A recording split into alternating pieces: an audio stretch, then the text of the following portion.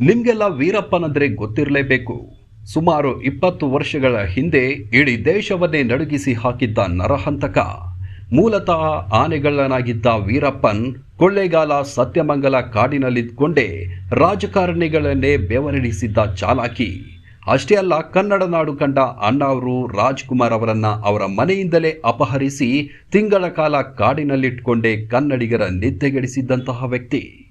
ಆತನ ಇಳಿಬಿದ್ದ ಹುರಿಮೀಸೆ, ಸಪುರ ಮೂಗು, ಕೃಶಕಾಯದ ವ್ಯಕ್ತಿತ್ವ ಜನಸಾಮಾನ್ಯರನ್ನು ಆಕರ್ಷಿಸಿತ್ತು.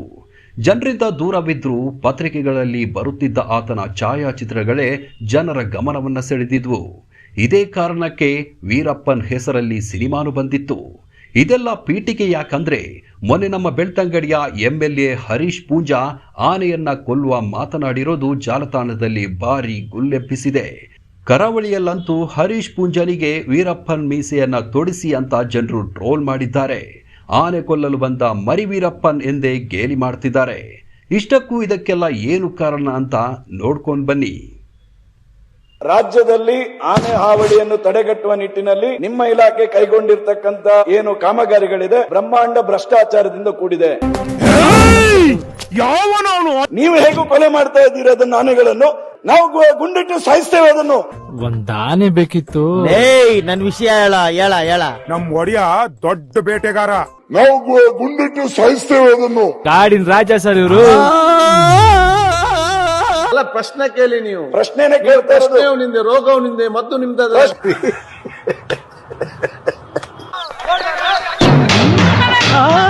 ಏನೆಲ್ಲ ನನ್ ಕಡೆನೆ ಓಡ್ ಬರ್ತಾವ್ರೆ. ಹಳಿ ಸೇಡ ಯಾರಿರ್ಬೋದು? ನೀವು ಹೇಗೂ ಕೊಲೆ ಮಾಡ್ತಾ ಇದ್ದೀರಿ ಅದನ್ನ, ಆನೆಗಳನ್ನು ನಾವು ಗುಂಡಿಟ್ಟು ಸಾಯಿಸ್ತೇವೆ ಅದನ್ನು. ಇದ ವಿಷಯ. ಅಯ್ಯಯ್ಯೋ ರಂಗಣ, ನಿನ್ ಗುಳಿಗಲ್ಲ ಇಲ್ಲ. ಓಡೋಬಿಡು.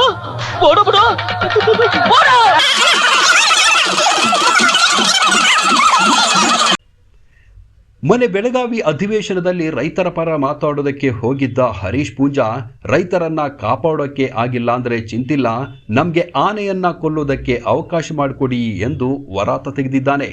ಇಷ್ಟಕ್ಕೆ ಹರೀಶ್ ಪೂಂಜನನ್ನ ಜನರು ಟ್ರೋಲ್ ಮಾಡಿದ್ದಾರೆ. ಆತನ ಮುಖಕ್ಕೂ ವೀರಪ್ಪನ್ ಮೀಸೆಯನ್ನ ತೊಡಿಸಿ ಆನಂದವನ್ನ ಪಟ್ಟಿದ್ದಾರೆ. ಜೊತೆಗೆ ಸದನದಲ್ಲಿ ಆಡಿದ್ದ ನುಡಿಮುತ್ತುಗಳನ್ನ ಸೇರಿಸಿ ವಿಡಿಯೋ ಮಾಡಿಯೂ ಹರಿಯಬಿಡುತ್ತಿದ್ದಾರೆ. ಬೆಳ್ತಂಗಡಿಯ ಮರಿವೀರಪ್ಪನ್ ಎಂದು ಗೇಲಿ ಮಾಡಿ ಕಾಂಗ್ರೆಸ್ನ ಅನೇಕರು ಫೇಸ್ಬುಕ್ ಜಾಲತಾಣದಲ್ಲಿ ಬರೆದುಕೊಂಡಿದ್ದಾರೆ. ಆನೆಯನ್ನು ಗಣಪತಿ ಅವತಾರ, ಗಣಪತಿಯೇ ಆನೆ ಎಂದು ಹಿಂದೂಗಳು ಪೂಜೆ ಮಾಡ್ತಾರೆ. ಆನೆ ಕೊಂದ್ರೆ ನಮ್ಮ ಕಾನೂನಿನಲ್ಲಿ ದೊಡ್ಡ ಅಪರಾಧ ಕೂಡ. ಆನೆ ಕೊಂದವನನ್ನು ಜಾಮೀನಿನ ಪ್ರಲಾಪ ಇಲ್ಲದೆ ಒದ್ದು ಜೈಲಿಗೆ ಹಾಕೋದಕ್ಕೂ ಅವಕಾಶ ಇದೆ. ಹಾಗಿದ್ರೂ ವೀರಪ್ಪನ್ ಕಾಡಿನಲ್ಲಿದ್ದುಕೊಂಡು ಆನೆಗಳನ್ನ ಕೊಂದು ಅದರ ದಂತಗಳನ್ನ ಮಾರಾಟ ಮಾಡಿ ಬಂದೂಕುಗಳನ್ನ ಕೊಂಡಿದ್ದ. ಕಾಡಿನಲ್ಲಿದ್ದುಕೊಂಡೇ ತನ್ನದೇ ಸೈನ್ಯ ಕಟ್ಟಿಕೊಂಡಿದ್ದ. ಆತನ ಉಪಟಳ ಎಷ್ಟಿತ್ತು ಅಂದ್ರೆ, ಸಶಸ್ತ್ರಧಾರಿ ಪೊಲೀಸರೇ ಕಾಡಿನ ಒಳಹೊಕ್ಕಲು ಭಯ ಬೀಳ್ತಿದ್ರು. ಆತನ ಕೈಯಲ್ಲಿ ಅವೆಷ್ಟೋ ಪೊಲೀಸರ ಜೀವಗಳು ಬಲಿಯಾಗಿದ್ವು. ಕಾಡಿನಂಚಿನ ಗ್ರಾಮದ ಜನರು ಆತನ ಪರ ಇಲ್ಲದೇ ಇದ್ದ ಕಾರಣಕ್ಕೆ ಪ್ರಾಣವನ್ನ ಕಳೆದುಕೊಂಡಿದ್ದಾರೆ. ಅಂತಹ ವೀರಪ್ಪನ್ ಹಣೆಗೆ ಆನೆ ಕಳ್ಳ ಮಾತ್ರವಲ್ಲ, ನರಹಂತಕ ಎನ್ನುವ ಹಣೆಪಟ್ಟಿಯೂ ಅಂಟಿಕೊಂಡಿತ್ತು. ಈಗ ಸದನದಲ್ಲೇ ಶಾಸಕ ಹರೀಶ್ ಪೂಂಜಾ ಆನೆ ಕೊಲ್ಲುವ ಮಾತನಾಡಿದ್ದು ಕಾಂಗ್ರೆಸ್ಸಿನ ಸಚಿವರನ್ನು ದಂಗುಬಡಿಸಿದೆ. ಒಬ್ಬ ಜನಪ್ರತಿನಿಧಿಯಾಗಿ ಆನೆ ಕೊಲ್ಲುವುದನ್ನು ಹೇಳ್ತಿದ್ಯಲ್ಲ ಎಂದು ಅರಣ್ಯ ಸಚಿವ ಈಶ್ವರ್ ಖಂಡ್ರೆ ಹಲುಬಿದ್ದಾರೆ. ಸಭಾಪತಿ UT ಖಾದರ್ ಕೂಡ ನಾವೆಲ್ಲ ಪ್ರಾಣಿಗಳ ಬಗ್ಗೆಯೂ ದಯೆ ಕರುಣೆಯನ್ನ ಹೊಂದಿದ್ದೇವೆ, ಆನೆ ಕೊಲ್ಲುವುದನ್ನ ಸಹಿಸಲ್ಲ ಎಂದಿದ್ದಾರೆ. ಇದಕ್ಕೆ ಹರೀಶ್ ಪೂಂಜಾ ರೈತರ ಭಾವನೆ ಹೇಳಿದ್ದೇನೆ ವಿನಃ ಆನೆ ಕೊಲ್ಲುವುದಕ್ಕೆ ಮುಂದಾಗಿಲ್ಲ ಎಂದಿದ್ದು ಆಗಿತ್ತು. ಮಾಡಲಿಕ್ಕೆ ಸಾಧ್ಯನೇ ಇಲ್ಲ. ರೈತರ ಕೋವಿಗೆ ಅವಕಾಶ ಮಾಡಿಕೊಡಿ. ನೀವು ಹೇಗೂ ಕೊಲೆ ಮಾಡ್ತಾ ಇದ್ದೀರಿ ಅದನ್ನ, ಆನೆಗಳನ್ನು ರೈತರಿಗೆ ಅವಕಾಶ ಮಾಡಿಕೊಡಿ. ನಾವು ಗುಂಡಿಟ್ಟು ಸಾಯಿಸ್ತೇವೆ ಅದನ್ನು. ಆ ಪರಿಸ್ಥಿತಿಯಲ್ಲಿ ಇವತ್ತು ರೈತರು ಇದ್ದಾರೆ. ನೀವು ಹೇಳಿದ ಕಾರಣಕ್ಕೋಸ್ಕರ ನಾವು ಅದನ್ನು ಮಾಡ್ತೀವಿ ಇದನ್ನ ಮಾಡ್ತೀವಿ ಅಂತ ಹೇಳಿದ್ರೆ ಇವತ್ತು ನಮ್ಮ ಪಶ್ಚಿಮ ಘಟ್ಟದ ಬದಿಯಲ್ಲಿರ್ತಕ್ಕಂಥ ಜನ ಇವತ್ತು ತತ್ತರಿಸಿ ಹೋಗಿದ್ದಾರೆ. ರಾತ್ರಿ ಮಲಗ್ತಕ್ಕಂಥ ಪರಿಸ್ಥಿತಿಯಲ್ಲಿ ಇವತ್ತು ಗ್ರಾಮೀಣ ಪ್ರದೇಶದ ಜನ ಇಲ್ಲ. ದಯವಿಟ್ಟು ಇದಕ್ಕೆ ಪರ್ಮನೆಂಟ್ ಸೊಲ್ಯೂಷನ್ ಮಾಡಬೇಕೆನ್ನುವಂಥದ್ದನ್ನು ನಾನು ಅರಣ್ಯ ಸಚಿವರ ಹತ್ರ ರಿಕ್ವೆಸ್ಟ್ ಮಾಡ್ತಾ ಇದ್ದೀನಿ. ಮಾನ್ಯ ಗೌರವಾನ್ವಿತ ಸದಸ್ಯರು, ಜವಾಬ್ದಾರಿಯುತವಾದಂತಹ ಸ್ಥಾನದಲ್ಲಿದ್ದೀರಿ. ಜವಾಬ್ದಾರಿಯುತವಾದಂತಹ ಸ್ಥಾನದಲ್ಲಿದ್ದು ವನ್ಯಜೀವಿಗಳಿಗೆ ಕೊಲ್ಲಿಕ್ಕೆ ಅವಕಾಶ ಕೊಡಿ ಅನ್ನುವಂಥ ಮಾತನ್ನು ಹೇಳ್ತೀರಿ. ಅತ್ಯಂತ ಇದು ಮನುಷ್ಯರಿಗೆ ಬದುಕಲಿಕ್ಕೆ ಹಕ್ಕಿದೆಯಾ? ಪ್ರಾಣಿಗಳಿಗೂ ಅಷ್ಟೇ ಹಕ್ಕಿದೆ. ದುರದೃಷ್ಟಕರವಾದಂತ ಒಂದು ಸಂಗತಿ. ಕೇಳಿ ಪೂರ್ತಿ, ನೀವು ಹೇಳಿದ್ದೆಲ್ಲ ಕೇಳಿದ್ದೀನಿ, ನಾನು ಹೇಳಿದ್ ಕೇಳಿ ಕೂಡಿ. ಅಲ್ಲ ಸರ್, ಕೂಡಿ ನಾನು ಹೇಳ್ತೀನಿ. ಒಂದ್ ನಿಮಿಷ, ನಾನು ಹೇಳಿರ್ತಕ್ಕಂಥದ್ದು ಗ್ರಾಮೀಣ ಪ್ರದೇಶದ ಜನರ ಭಾವನೆ ಹೇಳಿರ್ತಕ್ಕಂಥದ್ದು, ಜನರ ಭಾವನೆ ಹೇಳ್ತಿರ್ತಕ್ಕಂಥದ್ದು. ಬದಲಾವಣೆ ಇವತ್ತು ಇಲ್ಲಿರ್ತಕ್ಕಂಥ ಜನಪ್ರತಿನಿಧಿ ಇದ್ದೀರಿ, ನಾವು ಮಾತಾಡ್ತಕ್ಕಂಥ ಜನಪ್ರತಿನಿಧಿಯಾಗಿ ಜನರ ಭಾವನೆಗಳಿದ್ದಂತಹ ಸಂದರ್ಭದಲ್ಲಿ ಅವರಿಗೆ ಮನದಟ್ಟು ಮಾಡಿಕೊಳ್ಳುವಂತ ಕೆಲಸ ನೀವು ಮಾಡಬೇಕಾಗುತ್ತೆ. ಕಾಯ್ದೆ ಕಾನೂನುಗಳು ಮಾಡಿ ನಾವು ಕಾಯ್ದೆ ಉಲ್ಲಂಘನೆ ಮಾಡ್ತೀವಿ, ಕಾನೂನು ಉಲ್ಲಂಘನೆ ಮಾಡ್ತೀವಿ, ಅದೆಲ್ಲ ಆಗೋದಿಲ್ಲ. ಇವತ್ತು ನೀವು ಕೆಲವೊಂದು ಆರೋಪಗಳು ಮಾಡಿದ್ದೀರಿ.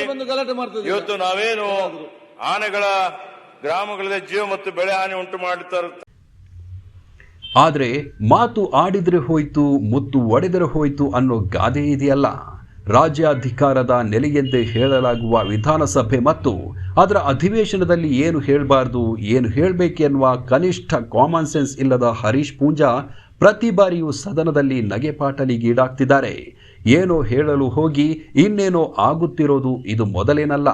ಆತನಿಗೆ ತನ್ನ ಕ್ಷೇತ್ರದ ಜನರ ಸಮಸ್ಯೆ ಬಗ್ಗೆ ಕಿಂಚಿತ್ ಕಾಳಜಿ ಇರುತ್ತಿದ್ರೆ ಹೀಗೆಲ್ಲ ಅಡ್ಡಾಡಿ ಮಾತುಗಳನ್ನು ಆಡುತ್ತಿರಲಿಲ್ವೋ ಏನೋ. ಒಮ್ಮೆ ನನಗೆ ಮುಸ್ಲಿಮರ ಓಟೇ ಬೇಡ ಎನ್ನುತ್ತಲೇ ಮಸೀದಿಗೆ ಅನುದಾನ ಕೊಟ್ಟಿದ್ದು ಸುದ್ದಿಯಾಗಿತ್ತು. ಆನಂತರ ಪೊಲೀಸರನ್ನು ನಿಂದಿಸಿ ಕೇಸು ತಗಲಾಕೊಂಡಿದ್ದು ಆಗಿತ್ತು. ಆನಂತರ ಎಸ್ಪಿಯನ್ನೇ ತಲೆಯಲ್ಲಿ ಕೂದಲಿಲ್ಲ, ಹಾಗೆ ಬೊಂಡು ಇಲ್ಲ ಎಂದು ಹೇಳಿ ನಿಂದಿಸಿದ್ದು ಆಗಿತ್ತು. ಇನ್ನು ಜಿಲ್ಲಾ ವರಿಷ್ಠಾಧಿಕಾರಿ ಮಂಡ್ಯದ ಸ್ವೀಚ್ ಎಸ್ಪಿನ ಮಂಡ್ಯದ ಸ್ವೀಚ್ ಉದಾಹರಣೆಗೆ ಕುಜಲಿಚ್ಚಿ ಯಾರು ಖಾಲಿ ಕುಜಲಿಚ್ಚಿಂದ ಮಾತ್ರ ಏನಿದ್ರು ಹರಿಗಿಸ್ತದೆ. ಬೆಳ್ತಂಗಡಿಯಲ್ಲಿ ರಸ್ತೆ ಕಾಮಗಾರಿ ಸ್ಥಿತಿ ಬರಗೆಟ್ಟು ಹೋಗಿದೆ. ಕೇಂದ್ರ ಸರ್ಕಾರದ 700 ಕೋಟಿಯಲ್ಲಿ ಬಂಗಾರದ ರಸ್ತೆಯನ್ನ ಮಾಡಬಹುದಿತ್ತು. ರಸ್ತೆ ಮಾಡಲು ಬಂದಿದ್ದ ದೆಹಲಿ ಮೂಲದ ಗುತ್ತಿಗೆದಾರರನ್ನೇ ಓಡಿಸಿ ತನ್ನದೇ ಗುತ್ತಿಗೆದಾರರನ್ನ ನೇಮಿಸಿದ್ದು ಈತನ ಕರಾಮತ್ತು.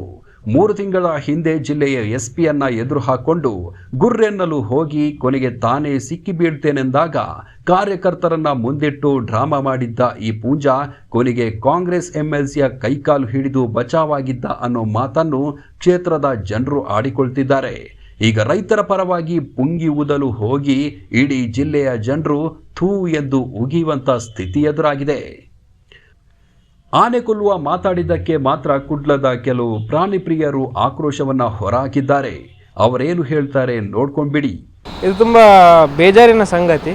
ಅದು ಸಹ ಒಬ್ಬ ದಕ್ಷಿಣ ಕನ್ನಡದ ಬುದ್ಧಿವಂತರ ಜಿಲ್ಲೆ ಅಂತ ಹೆಸರೋದಂಥ ಜಿಲ್ಲೆ, ಅಲ್ಲಿಯ ಒಬ್ಬ ಶಾಸಕ ಇದನ್ನು ವಿಧಾನಸೌಧದಲ್ಲಿ ಹೋಗಿ ಇಂಥ ಒಂದು ಸ್ಟೇಟ್ಮೆಂಟ್ ಕೊಡೋದು ತುಂಬ ಬೇಜಾರಿನ ಸಂಗತಿ.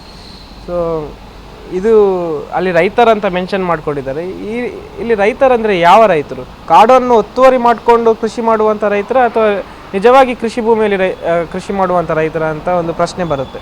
ಯಾಕೆಂದರೆ ಆನೆ ಅದರ ಒಂದು ಮೂಮೆಂಟ್ ಪ್ಯಾಟರ್ನ್ ಅಂತ ಅದಕ್ಕೆ ಒಂದು ಇರ್ತದೆ. ಅದು ಸಂಚಲನ ಮಾಡಿದಂಥ ಜಾಗದಲ್ಲೇ ಸಂಚಲನ ಮಾಡ್ತದೆ. ಸೊ ನೀವು ಯಾವಾಗ ಕಾಡನ್ನು ಒತ್ತುವರಿ ಮಾಡಿ ಎಲ್ಲಿ ಕೃಷಿ ಮಾಡಲಿಕ್ಕೆ ಶುರು ಮಾಡ್ತೀರ, ಅಥವಾ ಕಾಡಿನಲ್ಲಿ ಬೇರೆ ಯಾವುದಾದ್ರೂ ಒಂದು ಆ್ಯಕ್ಟಿವಿಟಿ, ಯಾವುದಾದ್ರೂ ಒಂದು ಪ್ರಾಜೆಕ್ಟ್ ಅಥವಾ ಯಾವುದಾದ್ರೂ ಒಂದು ಟಿಂಬರ್ ಕಳ್ಳತನ ಆಗಿರ್ಬೋದು ಅಥವಾ ಯಾವುದಾದ್ರೂ ಮೈನ್ಸನ್ನು ನೀವು ಶುರು ಮಾಡಿದರೆ ಖಂಡಿತ ಈ ಆನೆ ನಾಡಿಗೆ ಬರೋದಂತೂ ಸಹಜ. ಇದರಿಂದ ಜನರಿಗೆ ಅಂದರೆ ಅದಕ್ಕೆ ತೊಂದರೆ ಕೊಟ್ಟರೆ ಜನರಿಗೆ ಖಂಡಿತ ಡ್ಯಾಮೇಜ್ ಮಾಡ್ತದೆ. ಯಾಕೆಂದರೆ ಅದಕ್ಕೆ ಸಹ ಅದು ತುಂಬ ಸೆನ್ಸಿಟಿವ್ ಎನಿಮಲ್ ಆಗಿರ್ತದೆ. ಅದಕ್ಕೆ ಪರ್ಮನೆಂಟ್ ಸೊಲ್ಯೂಷನ್ ಗುಂಡಿಟ್ಟು ಕೊಲ್ಲೋದು ಪರ್ಮನೆಂಟ್ ಸೊಲ್ಯೂಷನ್ ಅಲ್ಲ. ಬೇರೆ ರಾಜ್ಯದಲ್ಲಿ ಇದಕ್ಕೆ ಒಂದು ಸೈಂಟಿಫಿಕ್ ಆಗಿ ಒಂದು ಅಪ್ರೋಚಿಗೆ ಬಂದಿದ್ದಾರೆ. ಅಂಥ ಒಂದು ಸೈಂಟಿಫಿಕ್ ಅಪ್ರೋಚಿಗೆ ನಾವು ಸಹ ನಮ್ಮ ಕರ್ನಾಟಕದಲ್ಲಿ ಸಹ ನಾವು ಕೂತ್ಕೊಂಡು ಡಿಸ್ಕಸ್ ಮಾಡಿಕೊಂಡು ಮಾಡಬೇಕಂತ ನಮ್ಮದೆಲ್ಲ ಒಂದು ವಿನಂತಿ. ಮಾಡಲು ಕೆಲಸ ಇಲ್ಲದವರು ಮೈಗೆ ಹುಳ ಬಿಟ್ಕೊಳ್ತಾರೆ ಅನ್ನೋ ಹಾಗೆ ಹರೀಶ್ ಪೂಂಜಾ ಇಲ್ಲದ ಉಸಾಬರಿಯನ್ನ ಮೈಗೆ ಎಳೆದುಕೊಂಡು ಈಗ ಟ್ರೋಲ್ ಆಗ್ತಿದ್ದಾರೆ. ಇಷ್ಟಕ್ಕೂ ನಾಡಿಗೆ ಬಂದ ಮರಿ ವೀರಪ್ಪನ್ ಅನ್ನೋ ಅಡ್ಡ ಹೆಸರು ಈತನ ದೌಲತ್ತಿಗೆ ಸರಿಯಾಗಿ ಸೂಟ್ ಆಗುತ್ತೆ ಬಿಡಿ.